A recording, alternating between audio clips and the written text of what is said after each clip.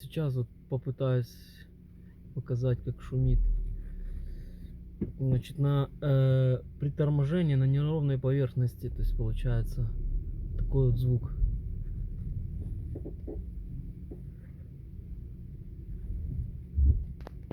Не знаю, слышно было или нет. Сейчас еще раз назад сдам и еще раз.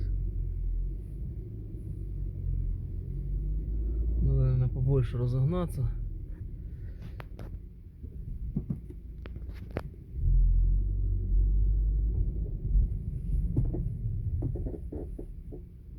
Вот что это такое?